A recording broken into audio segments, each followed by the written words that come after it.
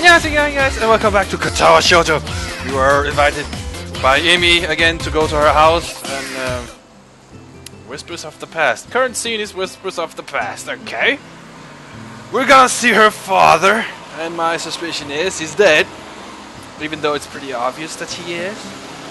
I'll be the first one, or the first to admit that I don't quite recall how to get to Amy's house. Let her lead the way. She seems content to walk in silence, and I myself have no idea what I could possibly say. So the two of us arrive at her house, having said nothing since getting off the bus. Amy's mother opens the door and doesn't seem surprised to see me standing next to her daughter. I expect that Amy have phoned ahead of her to let her mother know of the change in plans. Amy, Hisao, you're just in time. Lunch is about ready. Great, I was afraid we might be running late. As fast as you were going this morning, I doubt there was much of a chance of that. I certainly hope she wasn't too much of a bother, Hisao. She tends to get a little paranoid about being on time when food's involved. I had noticed. This earns me a spot on the arm from Amy, who, despite the serious nature of our conversation on the bus, the almost brooding quiet walk has quickly become cheerful again. Probably to keep her mother from worrying about whatever it is Amy plans to tell me later.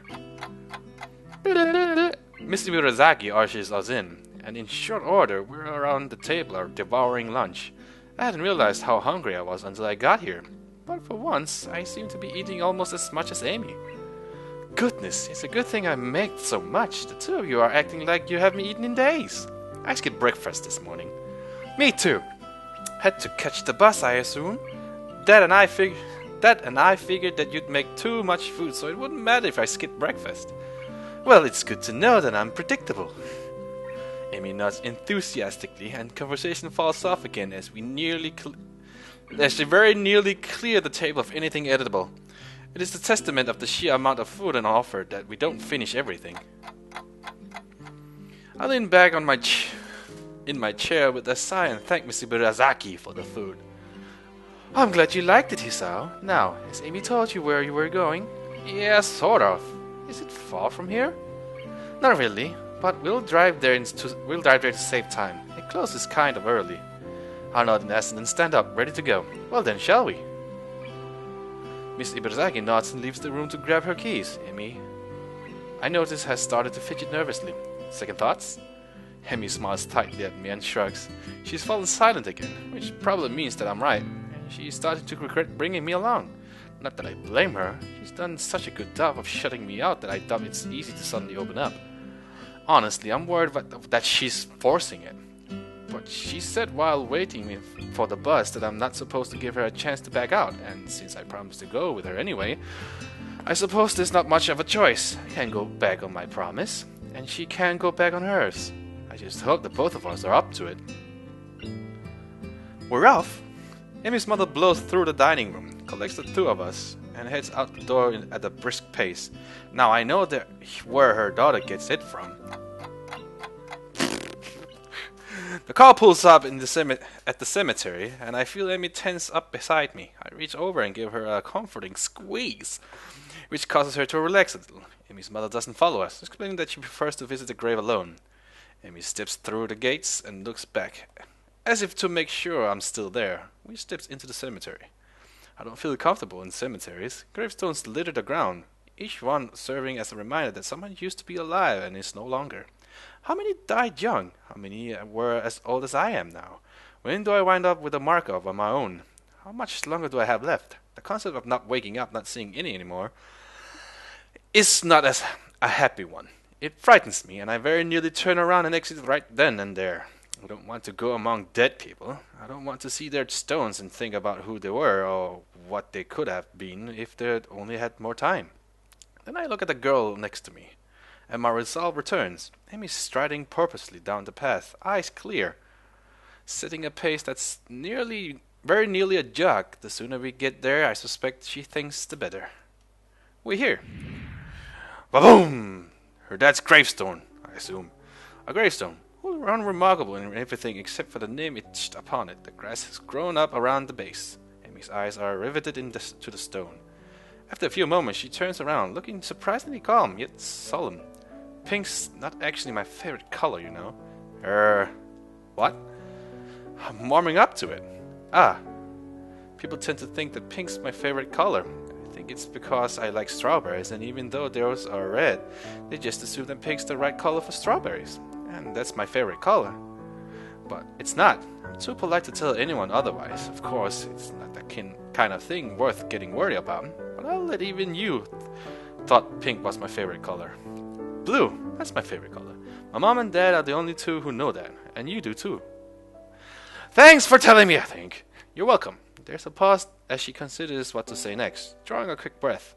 I can't carry a tune to save my life. I can hum, but actually singing a song is something I've never been able to do. I don't mind because I'm not a fan of karaoke anyway. Well, that's one potential date idea out the window. People all think that I'm a really popular and friendly person, but I only have a few close friends. Probably because I keep everyone in the dark. But I think it's also because I hate the idea of losing a close friend. There aren't many people worth the risk. I'm terrible at saying goodbye. I sometimes think that I only run because it's what I used to do with my father. You're not the first boyfriend. I dated a guy for a long time during my second year at Yamaku, but in the end we broke up because I didn't want to get closer to him. He couldn't live with that distance between us. Her rate of speaking increases slightly, as if she's running towards a finish line. I'm actually 1 year older than you. Everyone thinks I'm younger because I'm short. But I had to skip one school year because of my accident. They initially thought I was paralyzed when they pulled me out of the wreckage. I'd lost my legs already, but they were afraid I wouldn't even be able to use what was left of them. After surgery, it was clear that their initial assessment was mistaken. I couldn't feel my legs because of shock, short-term paralysis due to the other trauma I'd experienced. My recovery was one of the fastest they'd ever seen, also they told me. I never found out if they were serious about that or if they just told that to all the patients learning to walk again. She pauses, gathering herself for one last effort. 8 years ago, today, I lost my legs. And I lost my father as well. He died on the way to the hospital. I didn't even get to go to the gravesite until 2 months later and couldn't attend his funeral. I'm so sorry. Don't be. That's what everyone always says. That they're sorry. I hate hearing that. Like anyone could have done anything to change what happened. You know the best piece of advice I got? These things happen. Shit happens. I don't even remember who said it, but I guess they didn't have anything better to say. But it's true, you know. These things happen, and there's nothing you can do about it. They aren't necessarily planned, and they aren't always bad. And they aren't always good, but they are. So I made the decision that I would live without worrying about the future, and to be sure that I never had to say goodbye again. I decided I wouldn't let people get close to me anymore. After all, they could be taken away at any time. And you know what? She laughs a little bitterly. Her eyes starts to well up with tears, and I step forward to embrace her, but she holds up a hand to stop me. Not finished! A deep breath, and she continues. It worked pretty well until I met you and saw that you were trying to adjust to stuff here. So I thought I'd help, and then you were so nice I couldn't help it. The tears are flowing now, and she accepts the embrace this time. The rest of her sentence is mumbled into my chest. I tried not to fall for you, but I did. And then I tried to keep you at a distance, like with my first friend. But I couldn't. But I've also been so scared. Because I don't want to lose you, and I might anyway. Hey, I'm still around, right? And maybe I won't be forever, but don't you think it'll be fun while it lasts? Neither of us could survive that day. There could be a bus crash or something. But so long as I know I've been with you, I don't think it matters. A sudden thought strikes me, and I can't help laughing. My condition had me scared of dying so badly that I immediately seized on the opportunity Amy presented to improve my odds of living longer. But without Amy, would there have been any motivation to keep up with my running? It hits me that Amy is the reason I want to go running every day, so I can spend as much time with her as possible. Amy looks up at me confused. We'll go on living until we stop, and when we stop living, we'll be able to know that at least we had time together. And I wouldn't have in any other way, because Amy, and right now that's enough for me. Amy smiles through her tears and steps back from me. You know, it's funny. What is? I thought that the best way to live in the moment was to do it alone, but now I don't think I'd had it any other way either. I'm glad I've met you, Isao. Well, shit happens. Amy and I stay in the grave for a while, as Amy pays her respects to her father. When she's ready to go, we exit the gravesite side by side. Amy's mother drives us back to Yamaku. The trip back is very quiet. We wave goodbye to the car as the car drives off, and I glance down at the girl leaning at my arm. How are you feeling? Amy shrugs non-committedly. I'll be fine. Come on, let's go. We pause outside the girl's dorm, and I turn to face Amy, ready to say goodbye. Why did you come up for a bit? You know what that leads to! The walk to her room is in silence. I'm not sure why I'm supposed to be turned away at the door. I guess I just assumed she'd want to be alone. Her mom, the nurse, hell, everyone who knew the significance of today seemed to think it best to leave Amy alone. But she took me into the graveyard with her.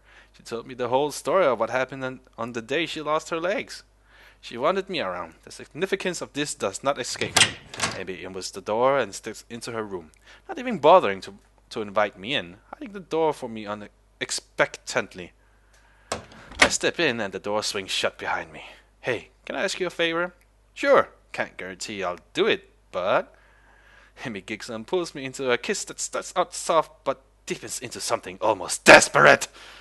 Stay with me, please. Her voice has dropped to a whisper. The question is barely audible over the sound of my own breathing.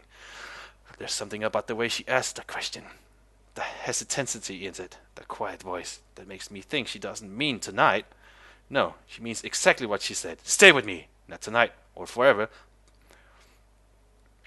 Because both of us know there's no such thing as forever. There's no time limit to her request. There's just a request. The favor. Can I do it? Can I stay with her? Of course. We embrace again, Amy guiding me towards her bed, stepping backwards with care until she sits down on the edge. Is that really something you should... We just visit your dad's graveyard and now you're gonna get it on? Holy shit! Just as I mention it! Just as I mention it! She's got my shift off by this point, and I've summarily lifted hers over her head. Bra and all, her shorts come off just as quickly. With practiced ease, she removes her legs and pulls me into the side of the bed with her, my hand coming around her smooth shoulder. I cast my gaze over her face, down her neck, following the line of the swell of her breasts. Before I lower my head, planting kisses across her chest, listening to her breath hitch as her hand slides further and further down my chest. As I work my way back up to her neck, I can feel her hands working at my belt. Now fumbling slightly with the buckle, now unbuttoning, now unzipping until my pants fall to the floor. Her panties are noticeably darkened but in the right place, showing that my earlier ministrations have produced some results. I step back quickly and shook my boxers and moved back in as Amy reaches into the drawer in her nightstand, removing a small foil package. She tears it open with a quick jerk on her teeth and reaches down to apply protection, which, as always, causes me to gasp a little.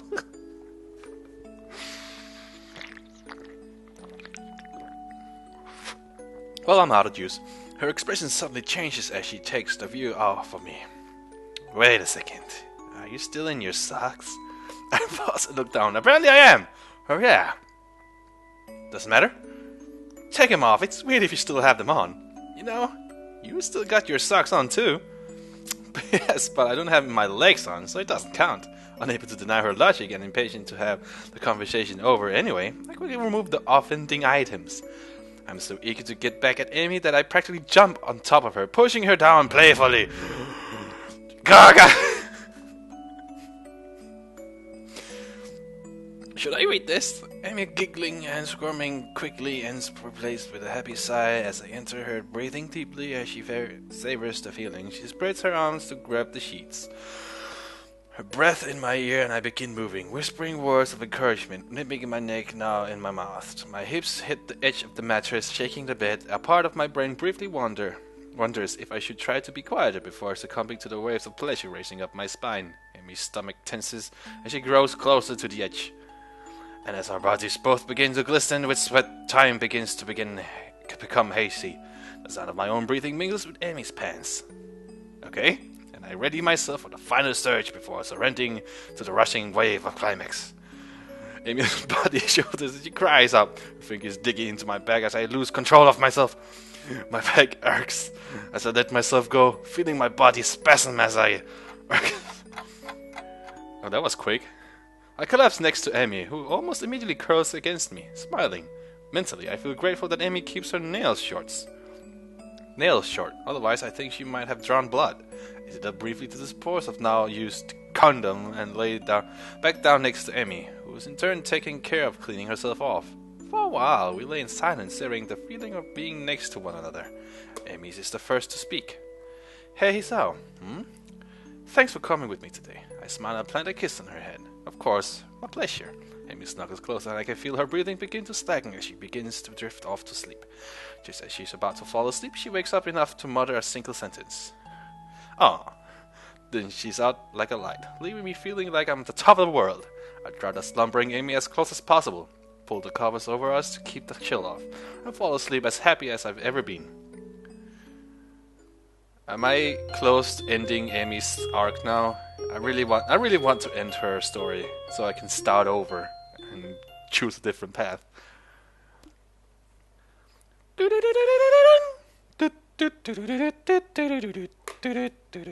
morning light seems to reach further into Amy's room than it does into mine. This results in my waking up earlier than I would have if I had gone back to my room last night, as had previously been our routine. I did not realize it until this morning, but this is the first time we've actually spent the night together. A small movement from my partner's still slumbering form causes me to look at the side. Hair splayed across her face, Amy continues to sleep peacefully curled up next to me. It's slightly weird seeing her without her trademark twin tails, but it's also a look I could get used to. The small size of the bed here necessitates her curling up, but I'm pretty sure she would have done so anyway. The covers are nearly over her head, and I smile as an errant strand of hair causes her nose to twitch slightly. Unable to help myself, I draw her a little closer, a move which she seems to think is a good idea. Her steady breath raises a trail of goosebumps on my chest. I don't mind.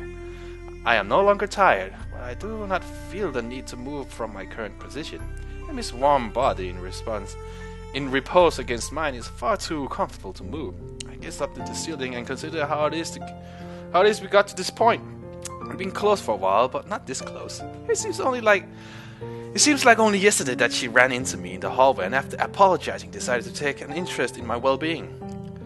But that grew into something else, which I, at least, was not expecting. One thing is for certain, having found Amy, I will try as hard as I can not to lose her. My morning musing is interrupted by further movement from Amy.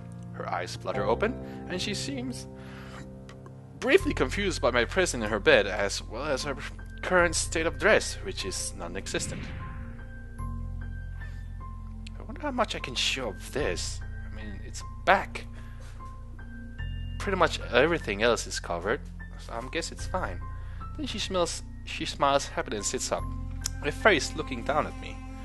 Oh, morning, Hisao. Hi. Sleep well? Yeah, I did. Exhausting day yesterday, you know? I think back over yesterday's trip to the... Yeah, glad to hear you slept well. How'd you sleep? Well enough, although you kept hawking the covers. This earns me a shove of the tongue. I chuckle, and Amy giggles a little. I fall quiet for a while, succumb to feeling and how right it all seems, waking up with Amy by me, cramped into a bed made for one person. It's something I could get used to. Hey, Hisao. Thanks for sticking around. No problem. Save the walk back anyway, right? This draws another giggle, but then Amy's expression turns serious again. Not really. I kept trying to push you away, because I thought that was the right thing to do, and you stuck around through it all. I haven't made any of this easy for you, but you stuck it out anyway. So really, I mean it. Thank you. See, she punctuates this by giving me a kiss, pulling back and looking at me with an expression of affection. I reach up and ruffle her hair, smiling all the while. I'm stupidly lucky, I think, to have her come through everything after my heart attack, and to somehow have found this girl is nothing short of a miracle. Miracle! You're very welcome, Amy. I couldn't bear the thought of giving you up. I'll even continue to stick around if you want. I'd like that. That settles it. Then I don't know how long my heart will keep working, and I don't really know what I'll do after this year's over, apart from going to university. As long as Amy's around, I think I'll be okay. I've managed to help her, and she's managed to help me. If we keep doing that, we'll be okay, I think. So, Hisao. What do you want to do today? That ass. Katawa Shoujo. Are we finished? That's it?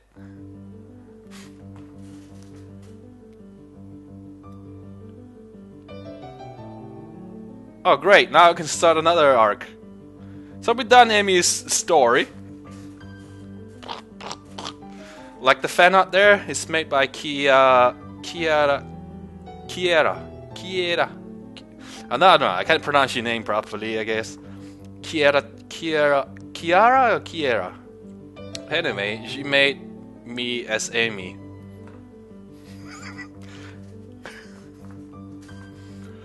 Well, let's look at the credits, I guess. I mean, there is an obvious skip button here that I should, but let's look through it. VCR? Does any of the kids know about what a VCR? Volleyball Studios. 4chan. Hey.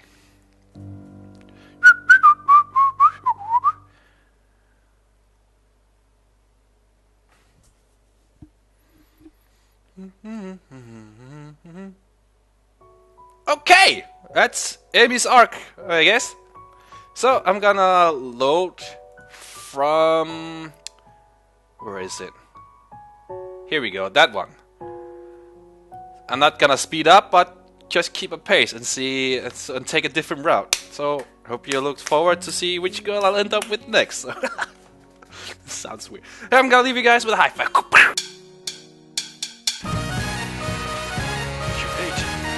Mermaid's flesh.